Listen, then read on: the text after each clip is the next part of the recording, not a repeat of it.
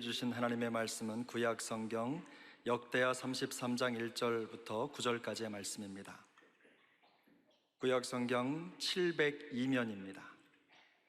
역대하 33장 1절부터 9절까지의 말씀을 함께 교독하시겠습니다. 하나님의 말씀입니다. 1절입니다.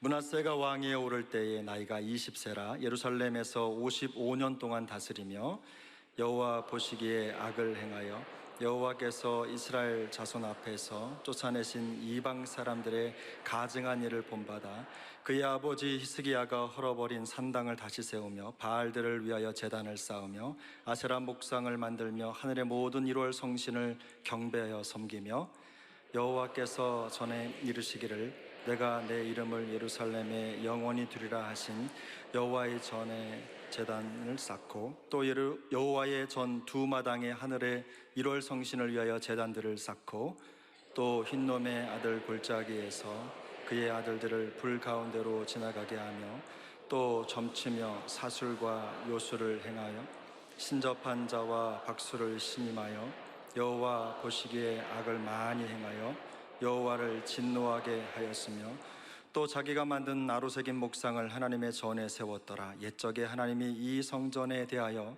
다윗과 그의 아들 솔로몬에게 이르시기를 내가 이스라엘 모든 지파 중에서 택한 이 성전과 예루살렘에 내 이름을 영원히 둘지라. 만일 이스라엘 사람이 내가 명령한 일들 곧 모세를 통하여 전한 모든 율법과 율례와 규례를 지켜 행하면 내가 그들의 발로 다시는 그의 조상들에게 정하여 준 땅에서 옮기지 않게 하리라 하셨으니 함께 읽습니다.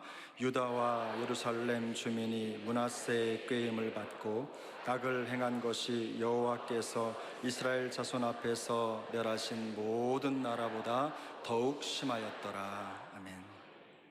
할렐루야. 저는 오늘 당신에게 좋은 가정의 비전이 있는가 이런 말씀을 가지고 오늘 귀한 말씀을 나누도록 하겠습니다. 어떤 교포교회 목사님이 이번 5월달 가정주의를 맞이해 가지고 당신의 그 티네이저 자녀들에게 대한 관심을 좀 더 갖고 아이들에게 이렇게 말을 했다고 합니다. 얘들아, 아빠가 너희 사랑하는 거 알지? 그렇게 얘기하니까 애들이 아무런 대답을 하고 가만히 있더래요. 애들이 미국 와가지고 이제 한국말 다 까먹었구나. 그래서 영어를 했어요. Son, I love you so much. 그 얘기를 하니까 아이가 가만히 있다가 아빠, 우리 너무 사랑하려고 하지 말고 엄마나 사랑해. 우리 너무 사랑하지 말고 엄마나 사랑해. 그 말을 듣고 목사님 충격을 받아가지고 한참이나 멍했다고 그러는 거예요. 목회가 바빠서 가정을 좀 등한시했더니 애들이 너무너무 잘 안다는 거예요.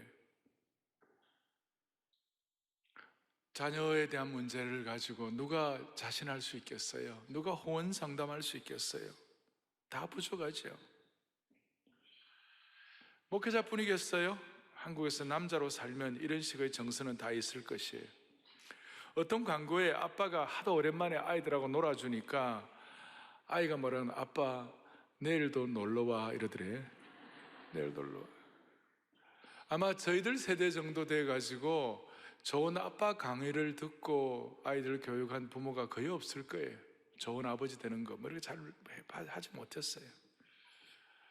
그런데 여러분, 인생의 수많은 문제는 올바르지 못한 결혼 생활, 올바르지 못한 가정에서 시작이 되는 거예요. 위기를 겪는 우리의 자녀들, 청소년들의 문제의 중심에는 부모의 갈등으로 인해서 고통받는 아이들 때문이에요. 부모와의 갈등이 청소년의 위기를 유발한다는 거예요.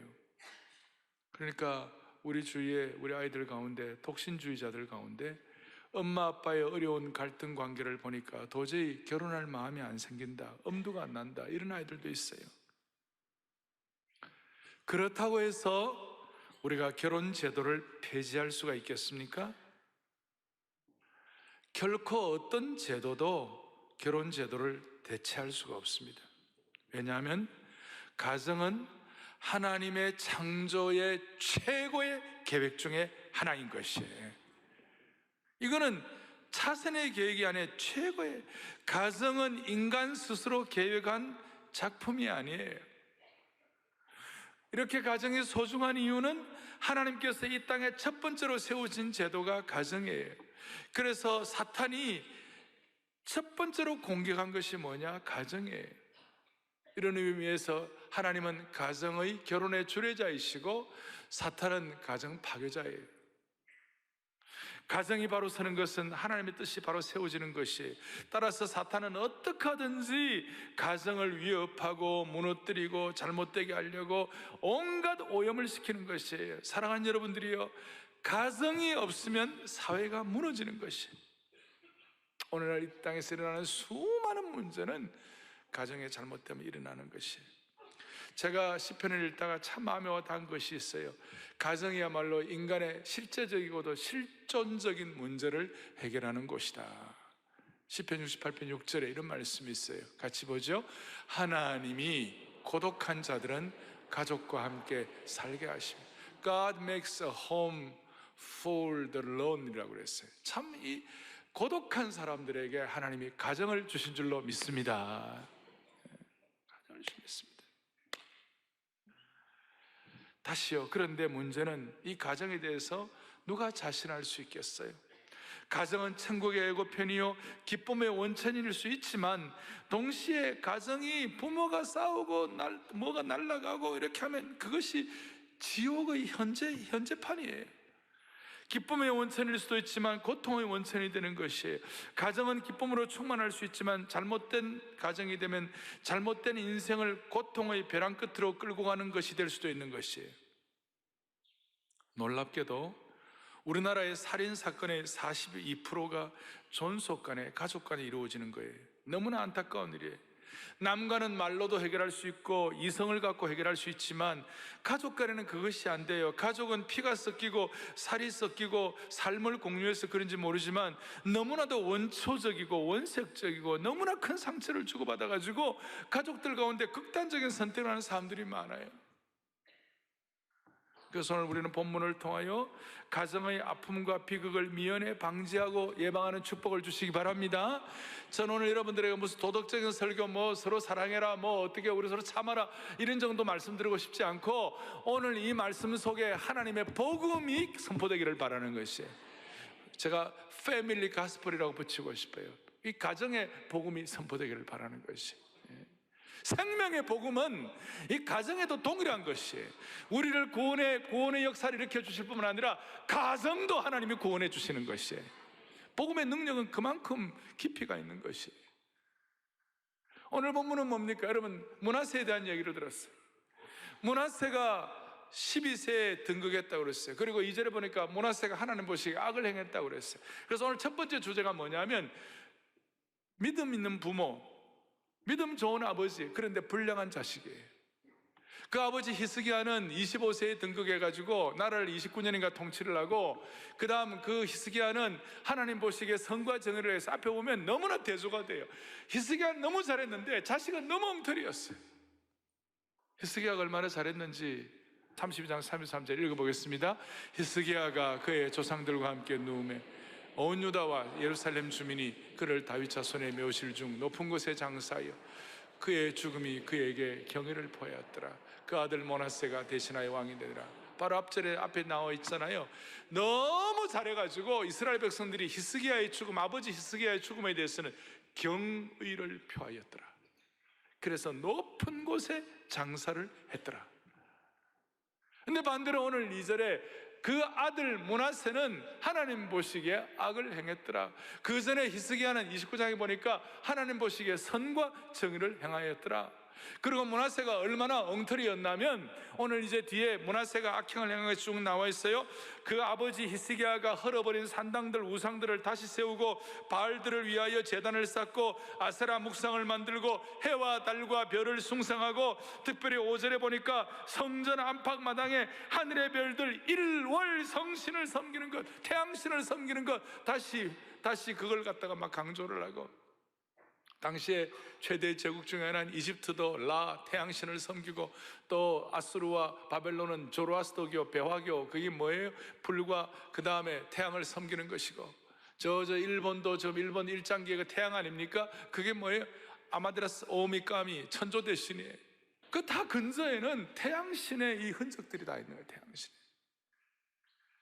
그러니까 삼남한산 가운데 그래도 제일 와 닿는 건 태양이니까 눈에 보이지 않는 하나님이 아니라 눈에 보이는 것 쫙 잡히는데 그 태양이라는 것이. 그래서 무슨 일이면 6절에 보세요.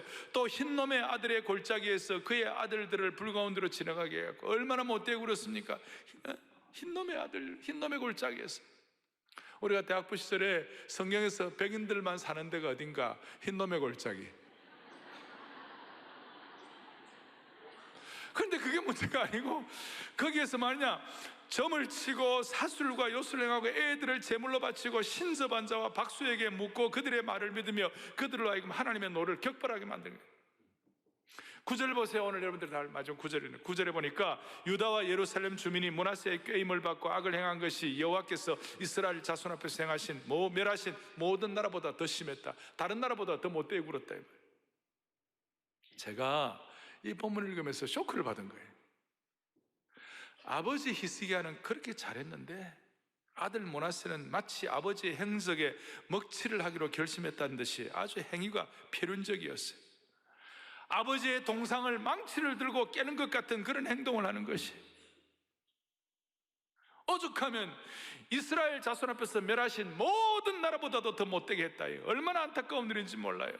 마치 유다 나라라는 큰 배가 자식 하나 잘못 키워가지고 타이타닉호처럼 파손하게 되었습니다. 못된 자식이라는 빙산의 복병을 만나서 그 탄탄하던 나라가 침몰하게 된 것입니다. 므낫세가 죽은 지 56년 만에 유다 왕국이 망하는 것이, 유다 왕국이 망하고 난 다음에 바벨론의 70년의 포로 생활을 하면서 한탄과 눈물과 고통을 어떻게 말로 다 표현할 수가 있겠습니까? 나중에 열왕기하의 기자가 뭐라고 얘기했냐, 유대 왕국이 망한 이유가 므낫세 때문이었더라. 기가 막힌 일이에요. 제가 이걸 보면서 부모는 대단한데 자식은 엉터리, 부모는 목회자인데 자식은 엉터리, 역사에 오점을 남기고 유물론 역사의 공산주의를 시작한 칼 마르크스, 사상적 기반을 말하는 칼 마르크스의 아버지가 목사였어요. 수많은 사람들을 믿지 않는 무신론 세계로 이끌어간 프리드리히 니체의 아버지가 목사였어요. 기가 막힌 일이에요. 그래서 오늘 이런 말씀을 보면서 여러분, 저는 오랫동안의 목회를 하면서 이제는 말할 수 있는 것이 뭐냐, 부모가 좀 다른 거 좀 부족해가지고 뭐 교육도 그러고 좀 세상적으로도 그러고 남만큼 못해줘도 부모가 자식을 하나님의 원칙과 방법으로 신앙으로 잘 키워가지고 후회하는 부모를 제가 별로 본 적이 없고, 부모가 세상적으로 괜찮고 잘 나가가지고 자식을 어떤 세속적인 성공에 이런 거 가지고 잘 키워놨더니 한때는 잘 되는 것 같은데 나중에는 후회하는 부모들 제가 참 많이 봤어요. 부모가 전력 투구를 해가지고 자식을 미국 최고의 명문대학에 보내갖고 했는데 애들이 너무 똑똑해가지고 부모하고 상관없이 자기 마음대로 결혼하고, 그러니까 부모가 며느리가 못마땅하니까, 그래 서로 좀 마음이 어려우니까 그 며느리하고 자식이 부모는 보려고도 안 하고 연을 끊어버리는 그런 안타까운 일을 제가 보았어요. 부모가 신앙적인 원칙에 의하여 자녀에게 믿음 계승 제대로 해가지고 후회하는 부모를 제가 본 적이 없고, 부모가 세상적인 원칙에 의하여 세상적으로는 잘 나갔지만 나중에는 신앙 계승이 안 돼가지고 가슴을 치면서 후회하는 부모들을 저는 너무 많이 보았어요. 오늘 하나님께서 우리 사랑하는 교우들을 불쌍히 여겨 주셔가지고 올바른 믿음의 계승이 일어나기를 바라는 것이에요. 어떻게 해야 돼요? 좋은 가정은 화목하다, 이것만 갖고 좋은 가정이에요? 그것만이 아니에요. 진짜 좋은 가정, 좋은 신앙 계승은 뭐냐? 자녀가 하나님 사랑하는 것이 우선순위가 되도록 만들어줘야 되는 거예요. 이거는 이의가 없어요. 오늘 이 예배를 드리는 모든 성도들의 자녀들이 하나님 사랑하는 것이 우선순위가 되게 해주시기를 바랍니다. 동시에 오늘 결혼하는 싱글들이라든지 연세적 어른들도 또 청년들도 마음에 다짐해야 되는 거예요. 아버지 하나님, 우리 가정의 자녀들이 하나님 사랑하는 것이 우선순위가 되게 하여 주십시오. 저랑 따라하겠습니다. 하나님 사랑하는 것이 우선순위가 되도록 자녀를 키웁시다. 아멘. 하나님 사랑하는 것이 우선순위가 되도록 자녀를 키워야 되는 것이에요. 이거 해가지고 제가 후회하는 사람을 본 적이 없다니까요. 그러나 세상적으로 잘 나갔지만 하나님 사랑하는 것이 우선순위가 되지 않도록 믿음 계승 못해가지고 후회하는 사람, 땅을 치는 사람들을 보았어요. 땅을 치는 사람. 다시요, 우리 온 성도들, 우리 자녀들, 우리 가정 모두가 다 하나님 사랑하는 것이 우선순위가 되도록 잘 키울 수 있기를 바랍니다. If not, 그렇지 않으면 오늘 히스기야처럼 자식을 왕으로 만들어도 소용이 없어요. If not, 그렇지 않으면 오늘 자식을 왕으로 만들어도 소용이 없다니까요. 요즘 부모님들 자식 키우는 거 왕 만드는 거 아닙니까? 중국의 소황제 키우듯이. 부모의 입장에서 저와 여러분의 삶의 진정한 보람은 뭡니까? 건강한 겁니까? 좋은 위치에 올라가는 겁니까? 많은 것을 누리는 것입니까? 제가 볼 때, 부모의 입장에서 볼 때 제일 좋은 것은 자식 잘 되는 거 보는 것이 부모의 큰 보람인 줄로 믿습니다. 그래서 부모들 가운데 자식을 잘 키워 놓아가지고 사람들이 평가를 합니다. 야, 저 집안은 자식이 부모보다 훨씬 낫네? 여러분, 이런 평가를 부모가 듣는다면 자식이 자기보다 낫다는 평가를 듣고 부모가 질투의 화신이 되어가지고 질투나, 세상에 그런 부모가 어디 있습니까? 사랑하는 교우들이여, 하나님 우리에게 자식도 허락하시고 건강도 허락하시고 많은 것도 주시지만 하나님이 우리에게 허락하신 것 가운데 우리가 냉정하게 평가하면 주님 앞에 들고 갈 것은 자식의 신앙이에요. 자식의 신앙이 부모가 주님 앞에 들고 갈 거예요. 그게 영원한 것이에요. 나머지는 그냥 다 정리되는 거예요. 정리하겠습니다. 믿음 좋은 부모라고 해서 믿음 좋은 자식이 태어나는 거 아니에요. 그래서 오늘 이제 두 번째 질문은, 도대체 그러면 왜 이런 믿음 좋은 부모에게 엉터리 자식이 나올까? 이유가 뭘까? 다시요, 이 믿음 좋은 부모에게 이 엉터리 자식이 왜 나올까? 여러분 궁금하시죠? 나도 빨리 말하고 싶어요. 저도 빨리 말하고 싶어요. 왜 이런 일이 일어났을까? 아버지 히스기야가 39살이 되었을 때 하나님께서 히스기야 보고, 야, 넌 너무 이 땅에 사는 것이 힘들고 고생 많이 했으니까 이제는 삶을 정리하고 천국으로 오라. 이제 하나님 그렇게 이제 요구하셨어요. 그러니까 히스기야가 네, I'm coming 그러면서 하나님께 간 게 아니고, 하나님 그래도 39살은 너무한 거 아닙니까? 나 좀 더 살게 해주세요. 근데 그 당시에는 40대 초반 정도가 평균 롱저베티, 평균 인간 수명이에요. 그리고 그때 1년은 지금보다 훨씬 길어요. 요즘은 너무 운송수단도 발달하고 세상이 발달하니까 1년이 빨빨 지나가지만 옛날에는 1년이 참 길었어요. 할 일이 뭐 있겠어요? 스마트폰이 있어요, 텔레비가 있어요, 아무것도 없고 책이 제대로 있어요. 그러니까 1년이 무지무지하게 긴 거예요. 그래가지고 그 40년을 살았으니 하나님께서 고생 많이 했으니 또 왕하느라고 왕노릇하느라고 얼마나 애많이 썼냐. 그래 오라 그러니까, 오라 그러니까, 하나님 나 좀 더 살려달라고, 하나님 살려달라고. 그리고 대성통곡을 하고 주님 살아달라고. 여러분 이러면요, 하나님도 가끔 양보할 때가 많아요. 양보. 그래서 하나님이 몇 년을 더 살려주셨어요, 히스기야를? 사랑의 교우들 훌륭해요, 그죠? 15년을 더 살려줬어요. 15년, 감사한 일이에요. 그래서 15년 더 살려주기 어떻게 하면 선지자 이사야를 보내가지고 죽을 병에 걸린 그 히스기야의 환부에다가 무화과를 반죽을 해가지고 무화과를 반죽에 발라가지고 15년을 더 살게 했어요. 또 이 말씀 듣고 무화과 반죽을 해가지고 갖다 발라가지고 다 살려달라고 그러면 안 돼요. 그거는 하나의 도구였어요, 도구. 한 15년을 더 살려줬어요. 근데 오늘 본문에 보면 뭐라고 나와 있습니까? 므낫세가 왕위에 오를 때 나이가 몇 살이라고요? 12살. 그래, 물어보겠습니다. 므낫세가 언제 태어난 거예요? 므낫세가 히스기야 왕이 15년 더 사는 기간 동안에 태어난 것이에요. 맞습니까? 그러니 히스기야 입장에서는 므낫세가 늦둥이에요. 늦둥이. 그러니까 늦둥이가로 태어났으니까 아버지의 마음이 어떻겠어요?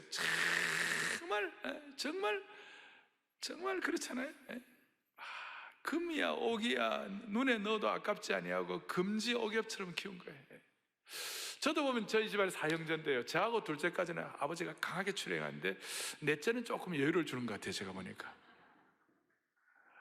그러니까 너무 귀하게 키웠어요. 그러면 귀하게 키우면 또 그걸로 뭐 잘 되면 좋은데, 여러분 자식 귀하게 키운 것 치고 자식 잘 되는 거 봤어요? 예? 제가 최근에 좀 재산이 있는 분하고 아버지를 만나고, 아버지가 땅을 치면서, 목사님 있을 것 다 있고 갖출 것 다 있고 돈 다 있고 모든 걸 다 하니까 애가 첫째 간절하지가 않대요. 뭐든지 절박한 게 없대요. 여러분 모든 거 다 있는데 왜 절박해야 합니까? 가만히 있어도 다 해결해 주는데 뭐가 간절해야 합니까? 그러니 어떻게 잘할 수가 없는 거예요. 더더구나 이제 중요한, 더더구나 히스기야하고 므낫세 나이 차이가 많았어요. 소위 세대 차이가 난 거예요. 요즘 우리식으로 말하면 할아버지 세대하고 자식 세대처럼 되니까 애들의 관심과 집중력이 또 다른 거예요. 예를 들어 이런 거예요. 우리 어른들 세대는요, 듣는 것이 익숙한 시대예요. 듣는 거, 라디오 세대예요, 저희들은. 그래서 love me tender, love me so 그러면 속속속속속 하고 그냥. 그래서 어른들은요, 음성 좋은 남자한테 홀딱 하는 거예요. 근데 젊은 애들은 음성이 좋아도 비주얼이 안 되면 꽝이에요. 젊은 세대는 스마트폰 세대고 보여줘야 되는 거예요. 그리고 보여주는 거는 젊은 다음 세대는 다 보는 걸 통해 영향을 받게 되어 있어요. 이것은 므낫세도 예외가 아니었어요. 근데 히스기야가 막판에 좀 잘못을 했어요. 어떻게 잘못했느냐? 히스기야 막판에 역대하 32장 25절 이렇게 나왔어요. 같이 보겠습니다. 히스기야가 마음이 교만하여 그 받은 은혜를 보답하지 아니하므로 진노가 그와 유다와 예루살렘에 내리게 되었다. 막판에 히스기야가 미스를 하는 거예요. 잘못을 하는 거예요. 마음이 교만해졌어요. 그리고 마음이 교만한 증거가 뭐냐면 그 받은 은혜를 보답하지 아니했어요. 이게 교만해진 거예요. 오늘 우리에게도 이게 접목될 수 있어요. 여러분 요즘 같이 이렇게 일반적으로 지성이 있고 이게 다 되어 있는데 교만하다고 해갖고 나는 교만해, 교만, 이런 사람이 세상에 어디 있어요?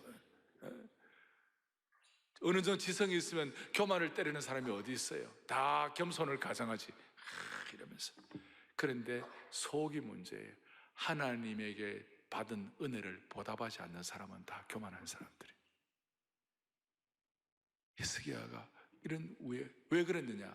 27절 시작. 히스기야가 부와 영광이 지극한지라 이에 은금과 보석과 향품과 방패와 온갖 보배로운 그리들을 위하여 창고를 세워. 너무너무 히스기야 막판에 막 부와 영광이 지극한 거예요. 그렇게 교만해진 거예요. 하나님의 은혜에 보답하죠. 요걸 므낫세가 본 거예요. 이런 차원에서 너무 잘 되고 좋은 것이 꼭 좋은 것도 아니고 좀 어렵고 힘든 것이 다 나쁜 것도 아니에요. 그러니까 환난을 당해야 정신 차리는 거예요. 여러분 오늘 본문 뒤에 12절 13절에 보면 므낫세가 이제 나중에 엉망진창이 돼가지고 진짜 문제가 많았어요. 그런데 하나님은 또 목자의 심정이 있잖아요. 주님은 잘못되어도 그걸로 너 끝나라, 너 인생 종쳐라, 그런 게 주님의 심정이 아니에요. 므낫세같이 엉터리로 굴어도 다시 돌아오라는 것이 하나님의 마음이에요. 아멘. 12절 보여야지. 자 시작. 그가 환난을 당하여 그의 하나님 여호와께 간구하고 그의 조상들의 하나님 앞에 크게 겸손. 이 그가가 누구냐면 므낫세가 환난 당해가지고 이제 여호와께 간구하고 하나님의 겸손하게 13절 기도하였으므로 하나님이 그의 기도를 받으시며 그의 간구를 들으시사 그가 예루살렘에 돌아와서 다시 왕위에 앉게 하시며 므낫세가 그제서야 여호와께서 하나님이신 줄 알았더라. 하나님의 마음은 이 엉터리도 나중에 돌아오시기를 원하시는 줄 믿으시기 바래요. 자, 우리가 오늘 이런 말씀을 들으면서 누가 가정을 자신하겠어요? 누가 내 자녀 교육 제대로 됐다고 큰 소리 칠 수 있는 사람 누가 있겠어요? 아무도 그런 사람은 없어요. 우리는 정말 주님 앞에 납작 엎드리는 거예요. 하나님, 내 자녀 교육만은 내 마음대로 안 되오니 주님 도와달라고. 그렇다면 오늘 이 말씀 속에 우리가 영적인 진리, 복음적인 진리를 어떻게 개발해야 합니까? 사랑의 교회의 모든 사역은, 사랑의 교회의 모든 믿음의 계승은 오늘 한국교회 또 우리 모두의 마음속에 그리스도인들의 가정마다 앞으로 자녀를 교육할 때 자녀 교육은 단순히 자녀 교육이 아니라 자녀 교육을 선교하듯이 해야 할 줄로 믿습니다. 이것은 오늘 믿음의 공식이에요. 오늘 저와 여러분이 가져야 할 것이에요. 다시 한번 사랑의 교회 모든 자녀들, 우리 손자들, 우리 청년들, 젊은이들, 모든 사람들에게 드려야 할 것은 뭐냐? 사랑의 교회에 속한 모든 믿음의 가정들마다 자녀 교육을 할 때 선교하듯이 하게 하여 주시옵소서. 왜 제가 오늘 이 선교를 얘기하느냐 하면 전도와 선교는 달라요. 전도는 이웃에게 복음을 전하는 것이라면 선교는 언어와 문화가 다른 종족에게 복음을 전하는 거예요. 좀 이제 깊이 있는 분들이 이게 무슨 말인지 알아들으셔야 되는 거예요. 예? 지금 Z 제너레이션이라고 그러는데 Z 제너레이션, 우리 지금 밀레니엄 세대뿐만 아니라 지금 새로 태어난 애들은요 완전 별종이에요. 다시요, 언어와 문화가 다른 세대에 전도하는 것이 선교예요. 우리가 다음 세대는 선교하는 마음으로 이거 하지 않으면 믿음 계승 잘할 수가 없어요. 그래서 랄프 윈트라는 현대 선교에 대해서 그 선교의 중요한 문을 열었던 선교학자가 있어요. 이분이 뭐라고 얘기하느냐? 예루살렘 그 1세기에 선교할 때에, 제자들이 선교할 때 너희는 가서 제자를 삼는데 성령이 임하실 때 예루살렘과 온 유대와 사마리아와 땅끝까지 내 증인이 되리라 그랬잖아요. 근데 그걸 지정학적으로 구분하지 말고 문화와 언어의 차이를 기준으로 다시 정리해야 한다고. 그래서 예루살렘이 뭐냐? 그러면 그 당시에 예루살렘이 있죠. 오늘 이 시대의 문화와 언어가 다른 이 시대의 예루살렘이 뭐냐? 예루살렘은 교회에는 다니지만 구원의 확신이 없는 자들에게 복음을 전하는 것이 예루살렘이에요. 선교적 마인드. 쉽게 말하면 모태 가정에서 태어났는데 아직까지 구원의 확신이 없는 우리 자식이 있다면 얘네들이 예루살렘이에요. 얘들이 예루살렘에 있는 거예요. 지금. 두 번째로 예루살렘 다음에 유대, 동일한 언어와 문화 속에 가까운 이웃에게 복음을 전하는 거예요.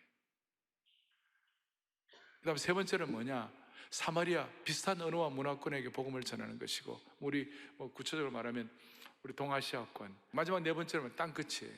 언어와 문화가 완전히 다른 민족들에게 복음을 전하는 거예요. 그러니까 실질적으로 자녀들이 부모들과 함께 살고 있지만 언어와 문화가 달라가지고 우리 자녀들 가운데 사마리아와 땅끝에 사는 가족들로서 밥은 같이 먹고 있지만 사마리아와 땅끝에 있는 우리 자녀들이 너무 많은 것이에요. 이런 자녀들을 어떤 식으로 신앙으로 교육할 것인가? 이런 자녀들을 어떤 식으로 하나님 사랑하는 걸 우선순위 할 수 있어요? 다른 길이 없어요. 선교적으로 접근하지 않으면 안 되는 것이. 선교의 올바른 하나의 믿음의 계승의 하나의 예표가 구약의 이스라엘 백성들이 13세 되면 여러분들 지금도 이스라엘은 그런 흔적이 있습니다만 성인식을 해요. 성인식이라는 게 뭡니까? 바 미츠바라 그래가지고 토라의 아들, 말씀의 아들 이런 뜻인데 13세가 되면 수많은 하나님의 말씀을 마음에 암송하고 되새기고 이렇게 해가지고 하나님의 말씀을 적용하고 하나님의 말씀 붙잡고 살아갈 수 있는 그 정도의 어떤 나이가 되었다. 그것이 13세 바 미츠바 성인식이었어요. 저는 우리 교회 우리 자녀들이 13살이 되면 하나님 말씀 많이 암송해가지고 중요한 것들을 바라볼 수 있는 영적 안목을 주시기를 바랍니다. 그러니까 10대가 10살부터 17살 때가 너무 중요한 거예요. 어릴 때도 중요하지만 이 10대를 제대로 잘 영적으로 믿음으로 양육을 해야 어긋나지 않는 거예요. 우리 신앙 좋은 집안에도요, 10대 때 제대로 못해가지고 어긋나 있는 그런 자녀들이 얼마나 많은지 몰라요. 우리 아이들이 예루살렘이 아니라 유다와 사마리아와 땅끝에 있는 자녀들이 얼마나 많은지 몰라요. 얘네들을 그야말로 10대 때 말씀으로 바 미ツ바 하나님의 말씀으로 잘 양육할 수 있도록 은혜 주시기를 바랍니다. 제가 토요일 비전 새벽 예배 때마다 72구절을 암송하면서 자녀들과 함께 하는 이유가 뭐냐면, 얘네들이 믿음과 말씀의 아들이 되게 도와주시옵소서. 말씀의 아들이 되게 도와주십시오. 그리고 18세 되면 선교사로 파송하고 문화선교사로 캠퍼스 선교사로 파송하게 해달라. 이 쉬운 일이 아니지만 이런 마음을 가지고 하지 않으면 아이들 교육 제대로 못합니다, 요즘. 그리고 부모가 좀 힘들어도 우리 부모가 다 본을 보일 수 있다든지, 부모가 완벽한 어떤 모델이 된다든지, 부모가 완벽한 믿음의 어떤 헌신자가 돼, 이건 쉽지가 않아요. 부모가, 저도 힘들어요. 그렇지만 자녀 교육 앞에서만은, 자녀들 앞에서만은 부모가 본을 보이게 하여 주십시오. 근데 부모가 본을 보이려면요, 웬만큼 나 본을 보여보자 막 이렇게 해갖고는 본을 못 보여요. 우리도 사람이고 우리 힘든데. 그런데 부모가 자녀 교육에 있었으면은 부모의 마음이, 나 우리 자녀들의 마음이 선교지야, 이렇게 생각하면, 여러분 선교지에 가봐요. 선교지 호텔에 가보시라고. 물도 안 나올 때가 있고 뭐 매트리스도 엉망이고 좀 열악한 그런 환경이 있을 수 있어요. 그렇지만 그 열악한 환경이라 할지라도 선교지라고 생각하면 마음이 푸근해지고 다 용납할 수가 있어요. 자녀 교육도 마찬가지예요. 자녀 교육하는 그 순간만 내가 선교지에서 아이들 선교사 훈련하듯이 내가 좀 해보겠다, 이런 마음 부모가 갖고 있으면 하나님이 그 자녀들을 키워주실 것이에요. 무슨 말인가, 이런 뜻이에요. 제가 처음 개척하고 처음엔 교회 교육시설이 제대로 없었어요. 제대로 된 교회 교재나 자재도 없고 학년에 맞추는 소그룹 공간도 별로 없었어요. 어떻게 할 수가 없으니까 그때 특세를 시작하고 특별새벽봉회를 시작하고, 특별새벽봉회에 말씀과 기도와 찬양의 자리로 우리 아이들을 초대했어요. 유치부부터 대학생까지 한국말 잘하는 애들이나 영어만 하는 애들이나 상관없이 특세에 나오게 됐어요. 그리고 특세 끝나고 나면 국밥을 제공하고 그 다음에 학교에 가게 했어요. 새벽에 추우니까 담요를 두르고 학교에 갔어요.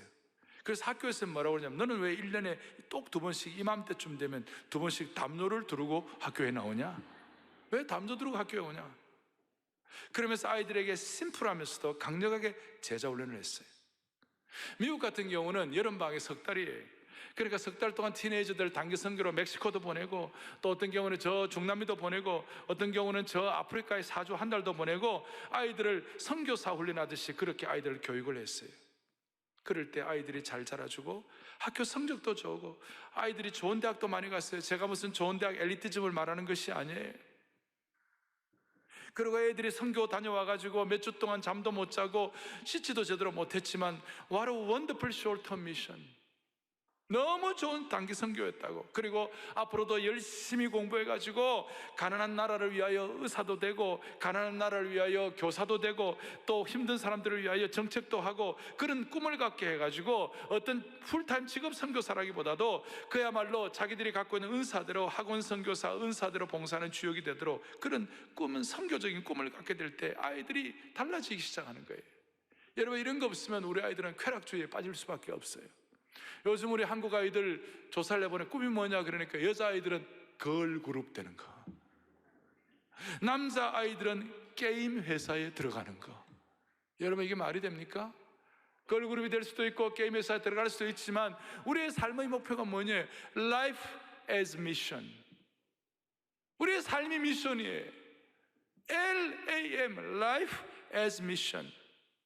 LAM, lamb, 어린 양, LAMB, B is 묵음, 똑같아요, 발음이. Life as mission. 아이들에게 이런 식으로 교육을 선교하듯이 하지 않으면 우리 다음 세대는 희망이 없는 거예요.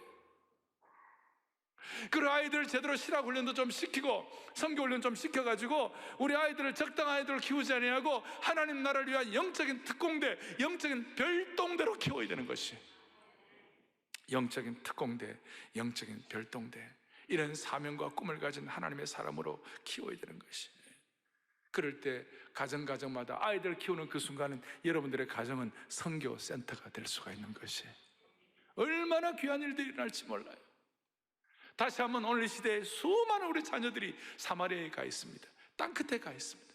심지어 예루살렘에 있어도, 같이 있어도 구원의 확신이 없는 그런 자녀들도 많이 있어요. 부모의 가슴에 못질을 할 수 있는 가능성이 많아요. 오늘 다시 한 마음에 다짐합시다. 우리가 세속적으로 잘 키우지 못했다 하더라도 하나님 사랑하는 것이 우선순위가 되도록 아이들에게 말해, 눈물로서, 얘들아, 아빠는 너희들에게 줄 것이 없다, 경제적으로 대단한 것도 없다, 그러면서 눈물로, 가식적인 게 아니라 진지하게, 나는 너희들에게 믿음밖에 줄 수 없다, 신앙계승밖에 할 수 없다, 이거 해주면 여러분 그 믿음 안에 오늘 우리가 고백한 대로 찬송과 존귀와 영광과 권능과 부요와 지혜와 힘이 들어있는 것이에요. 그 안에 다 들어있는 것이에요. 저도 어릴 때 서울 올라올 때 아무것도 없었어요. 우리 아버지가 봉투를 하나 줬어요. 봉투. 저는 그 안에 얼마나 들었을까? 부산에서 기차를 타고 저 삼낭진쯤 와가지고 열어보니까 돈은 한 푼도 없고, 너는 왕같은 제사장이야, 그래 거룩하게 살아라, 네 마음대로 살지 말고, 베드로전서 2장 9절 10절 아버지 씀.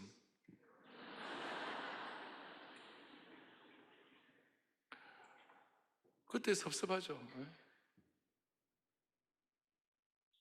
중요한 것은 자식에게 믿음의 계승을 하는 것이에요. 하나님 사랑 우선순위로 가르쳐야 돼요. 근데 그게 쉽지 않아요. 선교 정책을 해야 가능한 것이에요. 사랑의 교회 성도들, 여러분들 자녀들이 하나님 나라의 영적인 특공대, 별동대가 되기를 바랍니다. 이 가운데는 싱글도 계시고, 나 연세 드신 분도 계시고, 청년들도 많이 있어요. 우리가 오늘 같은 마음을 가지고 믿음의 계승을 감당할 수 있도록 하나님 우리의 마음을 붙잡아 주시기를 간절히 바랍니다. 두 손을 펼치세요. 합심해서 기도하겠어요. 먼저 회개하십시다. 자녀 제대로 키우지 못한 거 회개하십시다. 그러나 주님, 우리의 가정에 문화세가 나오지 말도록 하여 주십시오. 두 번째는 하나님 아버지, 우리 자녀들 은혜 주셔서 믿음 계승되게 도와주옵소서. 하나님 사랑하는 거 우선순위 되게 도와주옵소서. 세 번째는 사랑의 교회 전체가 선교로 아이들 선교하듯이 아들 교육하게 하여 주십시오. 믿음의 별동대, 믿음의 정말 특공대를 키우게 하여 주옵소서. 회개와 믿음 계승과 선교에 대해서 간절한 마음을 가지고 주여 신앙계승의 은혜를 주옵소서. 주여 신앙계승의 은혜를 주옵소서. 절박한 마음을 가지고 크게 두 번 외치고 주여 신앙계승의 은혜를 달아 크게 두 번 외치고 합심해서 기도하겠습니다. 주여 신앙계승의 은혜를 주옵소서. 주여 신앙계승의 은혜를 주옵소서. 하나님 아버지, 하나님 아버지, 우리 모두가 다 마음을 다하여 간절히 기도하고